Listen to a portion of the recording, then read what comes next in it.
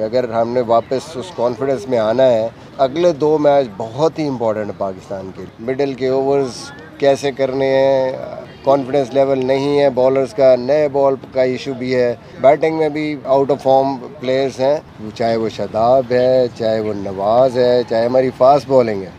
इन सब को step up करना पड़ेगा क्योंकि यहाँ पे बिल्कुल आपके पास कोई ज़रा सी भी गलती की गुंजाइश नहीं है। परमानेंट मेंबर्स हैं, इम्पॉर्टेंट फॉर्मेट में जो लोग वो कैसे आपके सेंट्रल कॉन्ट्रैक्ट में नहीं हो सकते, तो उन्होंने उनको पूरी सपोर्ट की है चेयरमैन साहब ने इस चीज़ पे। तो मेरे ख्याल में मेरा जवाब भी वही देंगे अगर कुछ 19-20 हो। देखिए ऑब्वियसली पाकिस्तान मुश्किल में है। पाकिस्तान एशिया कप में जब से इंडिया से मैच हारे हैं उसके बाद से ऑफ ट्रैक हो गई ये टीम।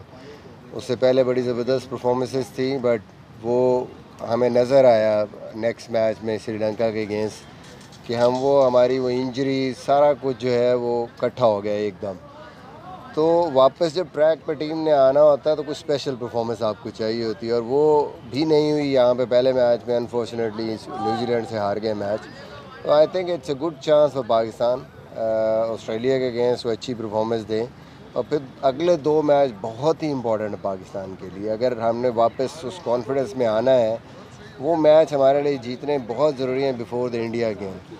तो लेट्स सी, बहुत सारी चीज़ें हैं, मिडिल के ओवर्स कैसे करने हैं, अभी कॉन्फिडेंस लेवल नहीं है बॉलर्स का, नए बॉल का इशू भी है, बैटिंग में भी अभी आउट ऑफ फॉर्म प्लेयर्स हैं। तो पाकिस्तान को इन सारी चीज़ों को कवर अप करना टाइम बिल्कुल नहीं है। क्योंकि पहले 1-2 मैच अगर आपके थोड़ा सा भी आप अंडर प्रेशर हो गए, कम बैक करना बड़ा मुश्किल हो जाए। मिसबाह भाई, इंडिया का मैच कितना जो है वो अहम है? मेक एंड ब्रेक वाला मैच होगा वर्ल्ड कप में कि अगर जीत गए तो सेमीफाइनल फाइनल, अगर हार गए तो पाकिस्तान मुश्किल में होगा। और साथ ही दूसरी टीमें 20-20 ओवर में 150-150 रन बना रही हैं और हम 22वें ओवर में जाके 100 कर रहे हैं। तो ये कितना पाकिस्तान को डेंट डाल सकते हैं इतना स्लो अप्रोच के साथ? देखें, इट डजेंट मैटर, हर टीम का अपना एक खेलने का तरीका।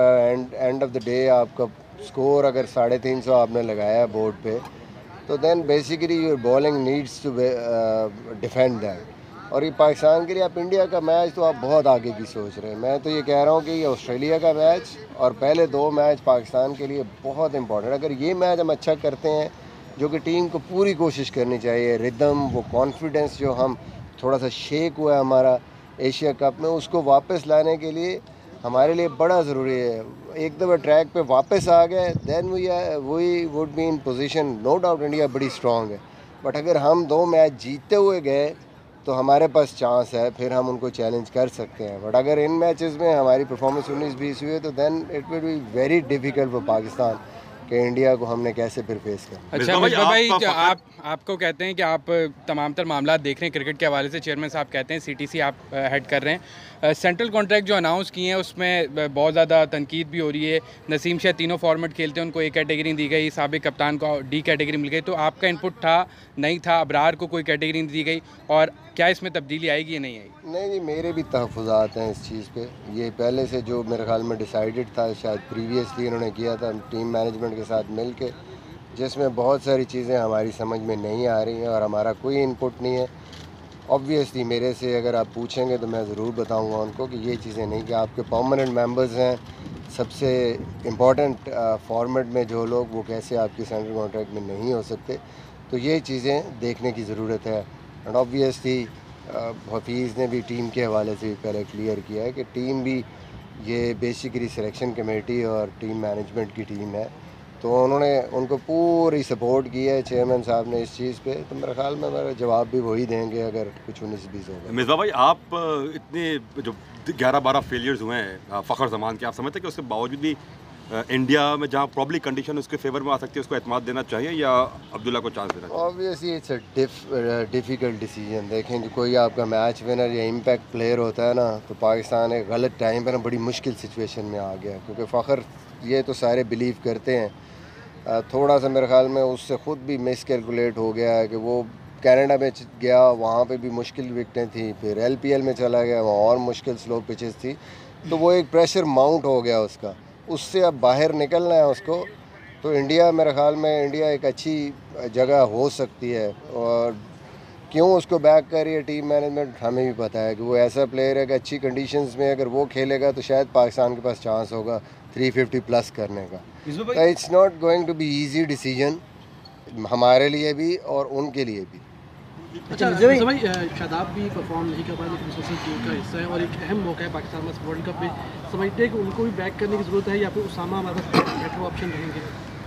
लेकिन ऑब्वियसली मुझे लगता है कि कहीं ना कहीं इनको इस चीज़ को देखना चाहिए था। रेगुलर स्पिनर कोई भी आप पीछे भी शायद आप जिस तरह प्रेशर माउंट हो रहा था तो चेंज कर सकते थे, बट हम लोगों ने यही सोचा कि कम बैक करेगा, मेन प्लेयर है हमारा, वाइस कैप्टन भी है, फिर ऑलराउंडर है, नहीं क्लिक हुआ। But I think now it's the time कि चाहे वो शादाब है, चाहे वो नवाज़ है, चाहे हमारी फास्ट बॉलिंग है, इन सब को स्टेप अप करना पड़ेगा, क्योंकि यहाँ पे बिल्कुल आपके पास कोई ज़रा सी भी गलती की गुंजाइश नहीं है। यहाँ पे आप ना नीदरलैंड को ऐसी टीम समझ सकते हैं कि जी इजी मैच है हमारे लिए, ना ही श्रीलंका टफ़ मैच है। ज़रा सा आपकी परफॉर्मेंस 19-20 हुई तो प्रेशर इतना होता है वर्ल्ड कप में कि उसको आपको फिर पकड़ना मुश्किल हो जाता है। तो आपके सारे जो प्लेयर हैं उनको up to the mark performance करनी पड़ेगी right from the start. Saud Shakeel की परफॉर्मेंस को किस तरह देखते हैं? जिस तरह उन्होंने is a good player, confident player, इतने अरसे के बाद खेला है, जिस तरीके से वो खेला है दैट लुक्स गुड।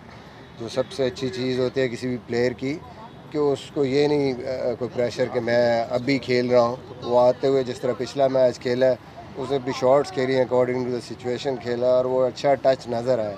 तो होपफुली कि वो बगैर एक्सेस बैगेज के गया पाकिस्तान के लिए ये एक ब्लेसिंग इन डिस्गाइज और वो अच्छा परफॉर्म। क्या समझते हैं आप एशिया कप में उसको होना चाहिए था?